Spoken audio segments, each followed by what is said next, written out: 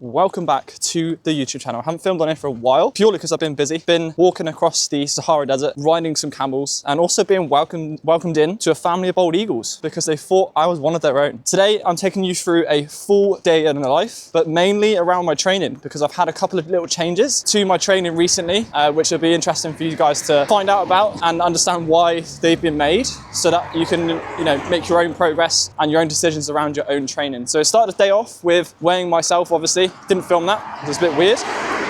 Weighing in at 72.9 this morning, which is coming down from the start of the week, which is a good thing because I ended up eating quite late on the weekend before I went to bed, which then meant I weighed quite heavy the following day. So that's going to bring my average weight down nicely across the week and then bring it back into that normal kind of 0.2 increase per week. That's what we're looking for. I then had my usual breakfast in the morning of 4 fried eggs on 2 sesame seed bagels, cheese and a bit of Tommy K, and washed down with the best flavour Monster. And you know me too well if you've been watching my vlogs that this is arguably the best flavour of Monster of all time. I need to, if I want to go abroad next week to Poland, I need to try and find some different flavours of Monster, like the new one, it's the Blue Hawaiian. Basically, be securing a lifetime supply of that stuff, because apparently I've heard it's really, really good.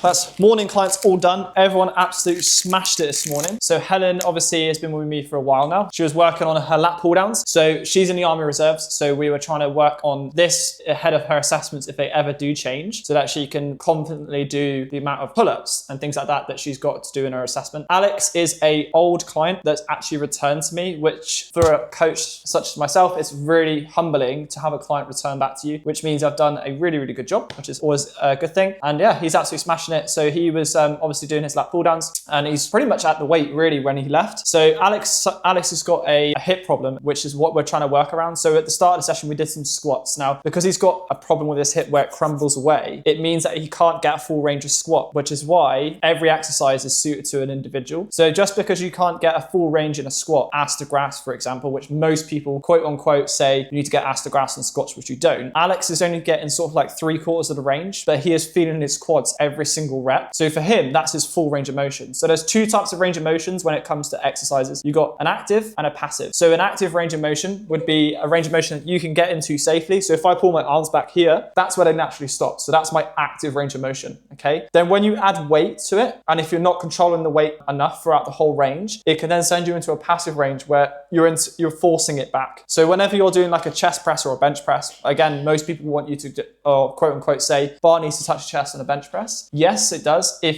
your body allows you to do it. So if you've got super long arms, the bar has to travel a further distance. So as long as you're getting your elbow past your body, it doesn't matter if the bar hits your chest, because your chest doesn't attach to your fist, it attaches to the top of your humerus here. So as long as you're getting the elbow past your body, you're getting a full chest challenge. If you're trying to get that bar to touch your chest and your body doesn't allow you to, that's when you can get pick up injuries, shoulder problems and things like that. So it's not always good to train the way that most other people can do that, okay? If their body permits them to do it, then absolutely fine. So if I like Alex, for example, with his squats, if he's getting 3/4 of the range for now, that's absolutely fine. Over time, we'll reassess, we'll readjust. If we can get more range in some way or another, whether it's a case of adding in more of a heel wedge, if it's a case of loading the squat in a different position to allow him to get more range, then we will. For now, he's getting enough challenge on his quads that he's feeling it in every single rep. And he said today this was the most challenging it's felt, so which is awesome. So in his lat pull downs, we're working on getting that full range of motion, that stretch at the top, pulling it down, dragging it in to get those lats. He was feeling a bit of triceps. So if you're feeling triceps in your lat pull downs, it's because you're stretching too far. So when you stretch, your arm will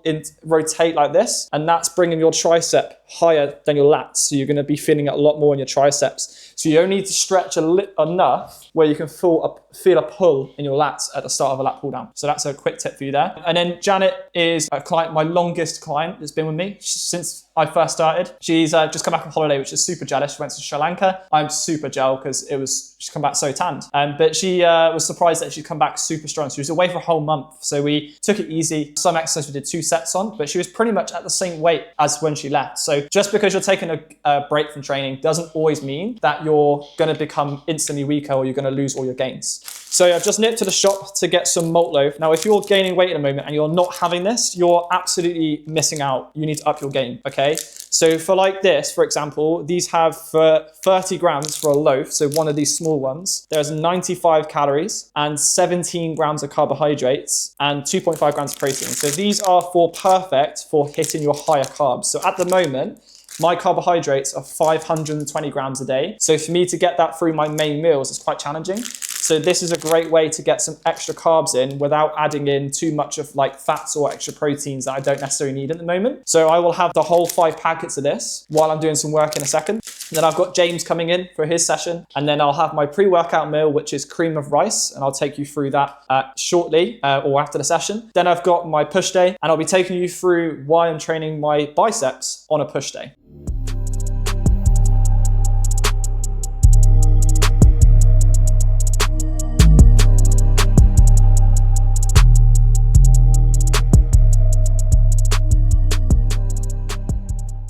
And that is a wrap on the last session of today. Always have a half day on a Tuesday so I can focus on like content creation, that sort of stuff. So just about to have my pre-workout meal, which is always cream of rice. So we've got chocolate banoffee, I think it is. That's the flavor I've got, which is trained by JP. They're all the same. Doesn't matter really what brand you get. I'm not like got a favorite brand as such. They're all the same. So the trick with cream of rice, and I've probably done this on millions of other videos I've done, is when you have, let's say, 100 grams of cream of rice, always do 3 parts of water, 3 to 4 parts of water. So 300 mils of water for every 100 grams of cream of rice. That way, when you microwave it, it doesn't super dry out when you do it. So it doesn't like go really solid. So you want it to be kind of really like a soft, cakey texture. That's how I like mine. So I always add bits of extra water. I mean, let's say if you add very little, you can always add more if you need to. Now, a lot of people, when they make theirs, will use a whisk. I don't know anyone in this world that carries a fucking whisk around with them all day. So literally just use a fork and just keep stirring it. You'll get a forearm pump from it anyway. So think of it extra gains. That's how I think about it. And then all you need to do is literally pop it in the microwave. First of all, put it in there for 2 and a bit minutes and then stir it, keep stirring it. And then once you've done that for 2 minutes, let me just press 2 minutes, 2.5 minutes, spin the camera around a second. So yeah, once you've done it for 2 minutes, keep stirring it until like all the little clumps and bumps and stuff have gone. Then put it in for a further 1.5 minutes, keep stirring it again until those lumps and bumps have gone, and then decrease the time as you go by and until you get to that texture that you like or you want to have a go at trying it a certain texture. Like I've had it when it's been a little bit more cake-like. I just find it takes me too long to eat it or it just kind of goes cold by the time I finished it. So I like mine a little bit softer so that when I put my dark chocolate on top of it, it melts perfectly. And then when I add my protein paste, my peanut butter and my berries, if I had them today, it all kind of like merges together. Whereas if I have like a cake one, it just sits all on top and then you don't really get that good flavored mix. So that is the tips with cream of rice. So I'm gonna devour this and I'm gonna take you through a voiceover of my pull and bicep session and all my reasons of why I'm doing it in this structure. This is the new change. So my split before the end of last week was push, full body pull day, quads and calves, and then full body pull day 2. Now it's slightly changed. So the session times of my training on one particular day were quite long, and I was in a rush to get back from my educational call with my coach. So we've kind of moved things around, not necessarily changed the exercise. We've removed some sets of exercises to help with the volume side.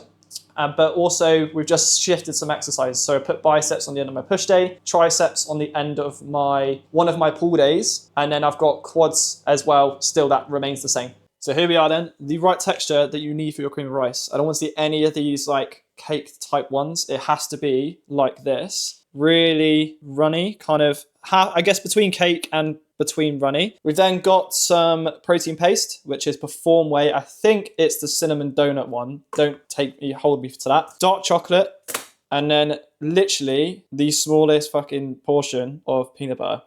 So yeah, that is it. So this is gonna go down. The reason why I'm having some fats before as well is they help to slow down the digestion of your carbohydrates. So if you want your energy to last a little bit longer in the gym, get some fats in before your workout. So my preferred 2 options is 80% dark chocolate, no less dark than that. So I've gone to 100% before, and that is my favorite. Tastes like freaking road tar, but 100% recommend it. And if you can get the orange zest one, so when I go to Poland next week, this is something I'm really going to look out for. The orange zest 100% Lindt dark chocolate is incredible, absolutely incredible. And obviously, because I've got a few extra fats to have today, because I've got 5% mince rather than 12% mince for dinner to this evening, peanut butter is the extra bit of fats I can get in. So with this, then this is going to help make the cream of ras last a little bit longer. And then obviously post-workout is when you then want more carbs and a little bit less protein, because obviously you're trying to replenish your glycogen, so your energy that you've broken down in the session from this meal in particular and other meals beforehand. So getting in some cereal like I always have after working out, especially in the gaining phase, is going to be really good for obviously your performance, your recovery, and obviously getting those extra calories in.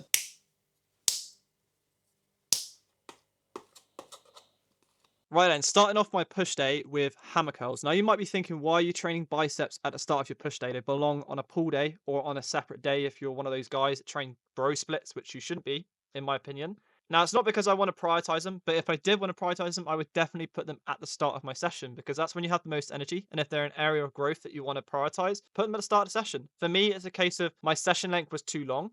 By having them at the end of one of my pull days, it meant that I was struggling to get back to work to do some educational calls. So if I place them at the start of my push days, I'm still a lot fresher. It means I can lift a lot more weight, make more progress on them eventually. But also it means it's not taking anything away from any of my press work. So with this particular exercise, I potentially would be on 14s at the start, where now I'm doing 16s. So I'm doing a top and a back offset for this. So 8 to 10 on the first set, and then on the second set, I'm doing a 10 to 15. So you'll see me switch to 14 kilo dumbbells. Absolutely pumped after this exercise. Also helps to train your grip strength as well. So I have forearms of a little child at the moment because I'm so used to using wrist wraps for things. So my hands really do slide along the dumbbells with this one. So really good exercise to put in some dumbbell work just to train your grip capacity. Not necessarily grow your forearms, because we know we need to shorten and lengthen muscles in order for them to grow. But it helps to increase my ability to grip things for longer durations. If I ever wanted to go into doing some raw dog deadlifts without wrist wraps, potentially this will help me with that exercise by gripping some dumbbells. As soon as I finish with hammer curls, I move into some incline cable curls, and this is really challenging that length and range. So the way you find out whether a cable's heaviest at a particular part of the movement is where it's pulling, what direction it's pulling at. So what I mean by this is, as you see, as I curl up, you'll see the cable end up about 90 degrees to my wrist at the very start. As I get to the top, they get closer to my forearm, which means it's getting a little bit lighter at the top, which is how we want it. If you're training hammer curls or you're doing preacher curls at the start of the session, you are really taxing the short and mid range of that muscle. So you're going to have nothing left in those ranges. So having something like some length and range work like this particular exercise, or a dumbbell version, or a cable preacher, for example, where it really does tax just that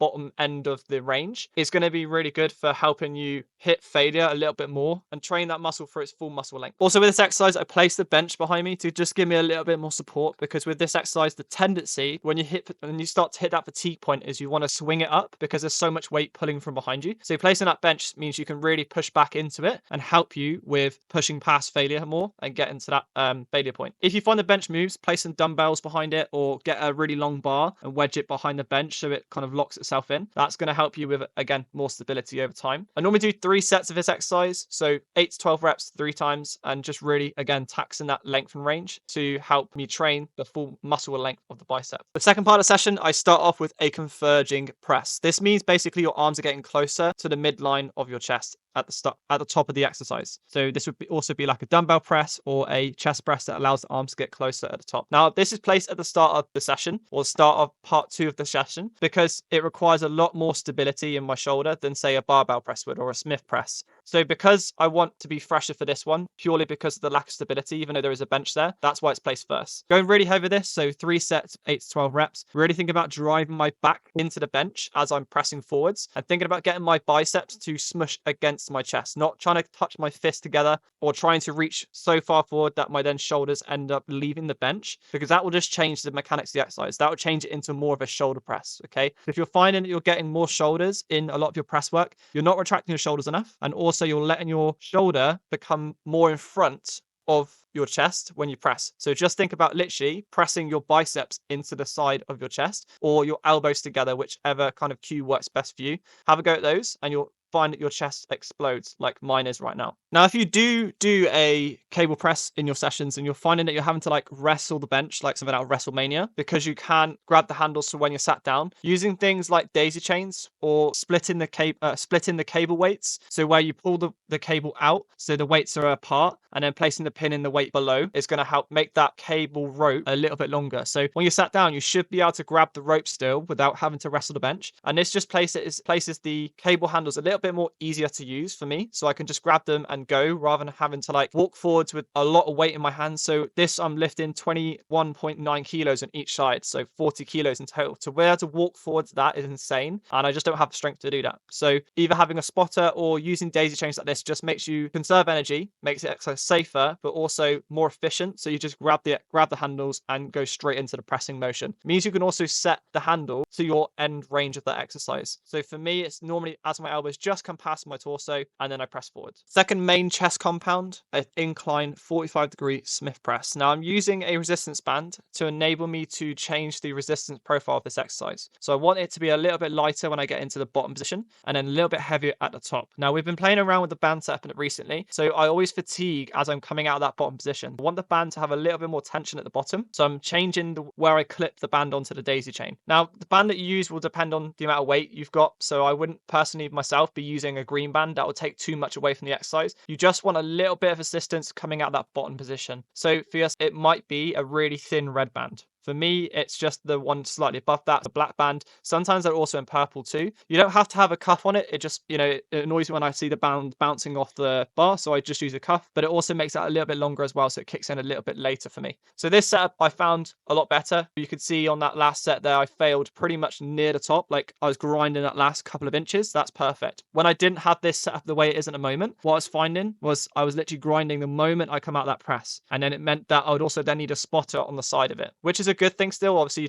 having a spotter enables you to press into failure a lot better. But for me, I just kind of want to get in and get out. I don't want to faff around with asking people to help me at the moment. So I literally just use that band to really help me. Now, the trick with, if you are using bands and stuff, is not to let that band take anything away from the exercise. So if you're going really quick on the way down, you're literally going to use that band as more of a slingshot than an assistance. What you want to do is go nice and slow into the bottom of that lift, pause in the stretch, kill the bounce out of the band, and then drive up. You'll find that you'll get so much more out of this exercise. Before, when I used to use this exercise a lot without the band, or when I used to do the band like before, I would literally just slingshot it out, and I was progressing weights really, really quickly purely because of it. But also it meant that I kind of ran into a plateau because I was progressing weights so quick. I got to the point where I really didn't have much more weight to be able to fit on the bar, or weight that I could physically lift for a decent quality of rep and speed of rep. Now, in typical pure gym fashion, this cable machine was sorted after by like 3 other guys. So myself, the guy in the white, and there's also a guy to the left of him. We were waiting around 30 to 40 minutes for a cable machine. Now, I'm quite stubborn. Like, I really like to stick to the order of my exercises, and I had a lot of time to kill today. So I did wait a little bit longer. I would have normally just moved on to something similar, like a pec fly or a dumbbell fly, but I really wanted to make sure I got this exercise session filmed for you guys, so I waited around a little bit longer.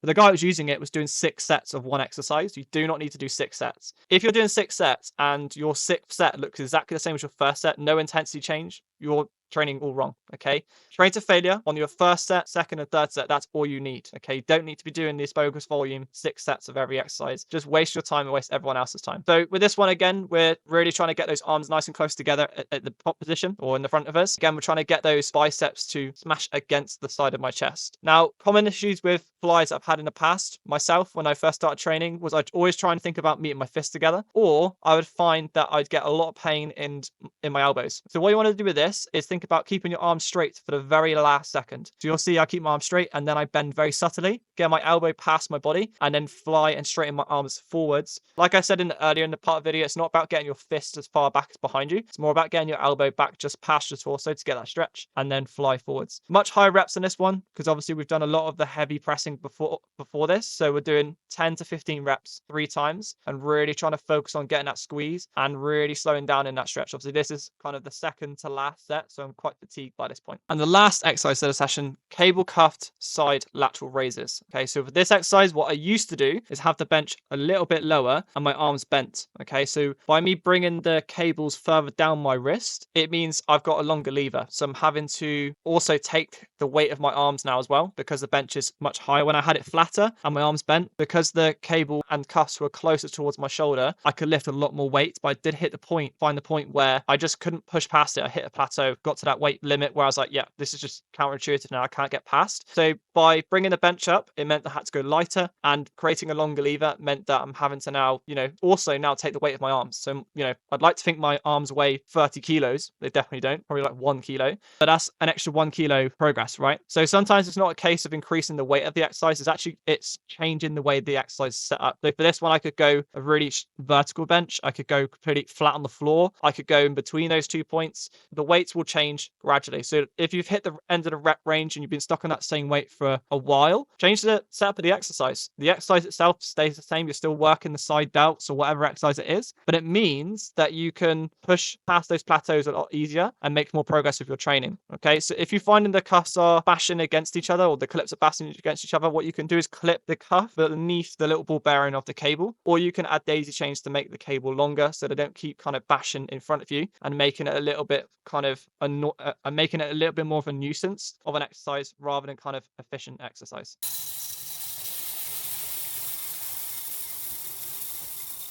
Well, that was a very, very long session indeed. Typical commercial gym. You go expecting it not to be busy, and then you get there when you're in a rush as well, and it's absolutely ram-packed. Got the first 2 exercises out of the way, and then ended up waiting about 40 minutes for the cable machine. Now, I have no problem with like waiting for kit and stuff, and sometimes I will jump onto the next exercise, but I physically wanted to make sure I stuck it in order for this video today. So I was asking the guy politely, like, how many sets have you got left? He had 6 exercises left, or 6 sets of an exercise, and obviously do not need to do 6 sets of an exercise. If you're doing 6 sets of an exercise and you do not look like Arnold Schwarzenegger, then you're not training hard enough, unfortunately. If you're getting to that 6th set and it still looks the same intensity as your first set, then you definitely haven't trained hard enough on that first set. I literally do 3 sets of every single exercise majority of the time, and I can confidently say that my last set on every single exercise that I do, it looks way more intense than that first set. The rep speed looks the same throughout each set though, depending on what set it is, but I can confidently say that. And that just comes with experience,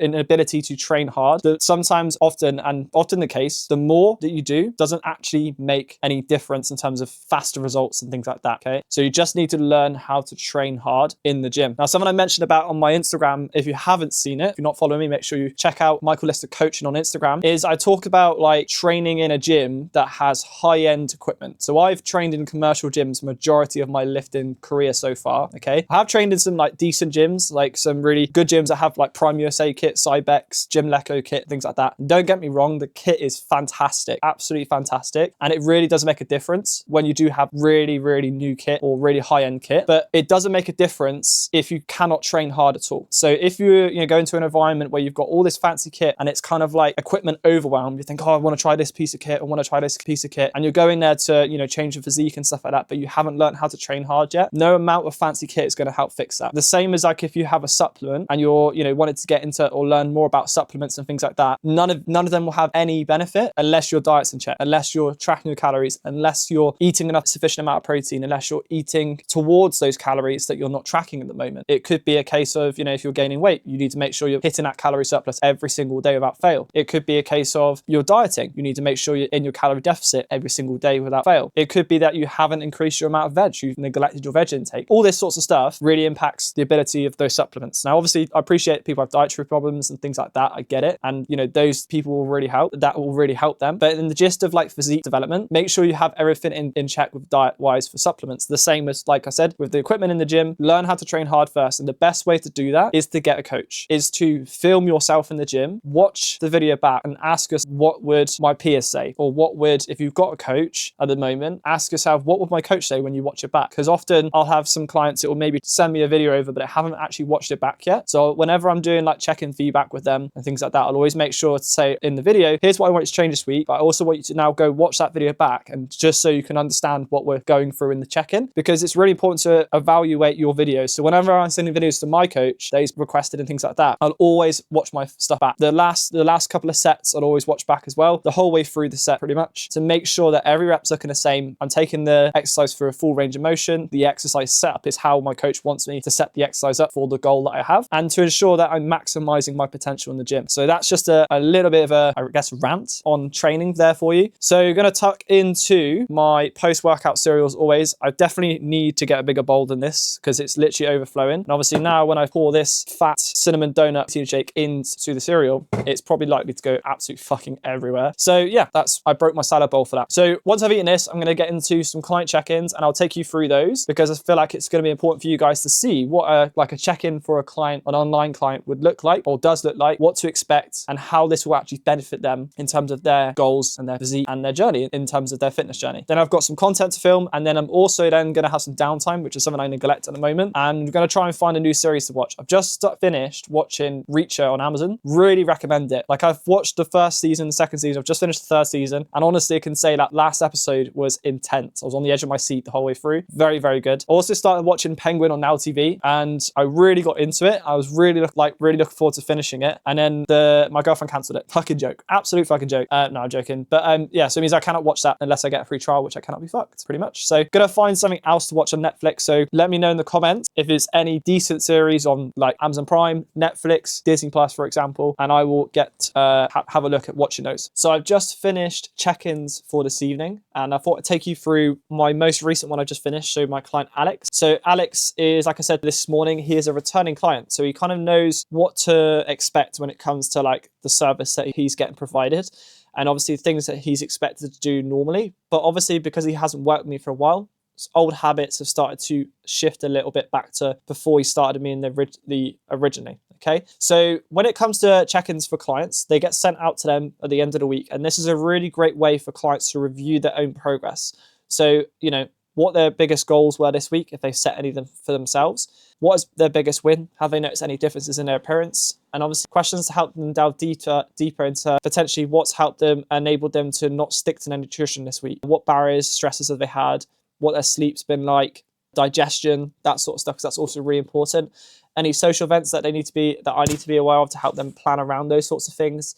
Training fatigue, how well has their training been? Have they enjoyed it? Have they not enjoyed it? What do they want to change for the following couple of weeks? And obviously any behaviors that they want to work on for the following week. So the form looks something like this. Okay, so this gets sent out to every client, and it's just a couple of questions that they fill in on a regular basis. Okay, once I've then read the form, I'll then go through their daily trackers, which is basically like a habit tracker basically. So this looks something like, let me just grab it up on the screen. This is basically Alex's data sheet. Okay, so this is everything in terms of his body weight, the time he weighed himself, his water intake, his daily calories, protein, sleep, steps, stress, and hunger. So these are the things that he's tracking. Not every client will track these. And then we just review it every single week. So we just finished week 2.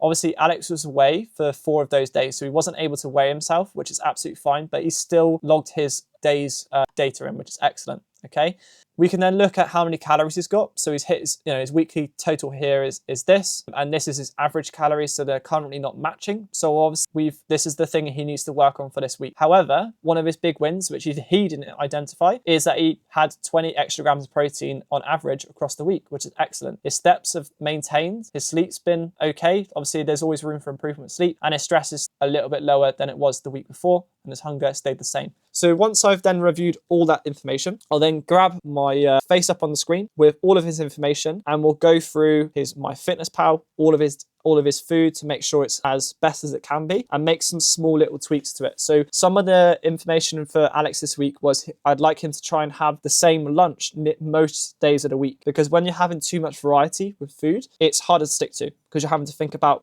a different meal every single day. Whereas if you have a routine of the same lunch 3 days of the week, and then another 3 days, and then another 2 days or whatever, it means that you can then stick to it a lot easier. So he has the same breakfast every day. Currently, he doesn't have the same lunch. So when he goes away with work, I've asked him to try and take some dry foods with him because he doesn't stay in hotels with like fridges and stuff. So he's taking like oats with him, protein powder, and weighing them up before he goes so he doesn't have to take his scales. So he knows exactly what he's having when he gets there. With his lunches, when he's at home, he can have salads and things like that, and obviously his wife cooks his dinner. So it means that he's then saving extra calories just in case they're a little bit over what he expected in terms of calorie wise. And one simple little trick that you can do to see the biggest change is knock off the lowest hanging fruit. So for Alex as well, he has a lot of lagers in the evenings. So swapping normal full calorie lagers to 0% alcohol-free lagers cuts the calories in half, and you've already put yourself in more of a deficit of calories if you're trying to lose weight. Swapping things like that to spirits and mixers, swapping full fat Cokes to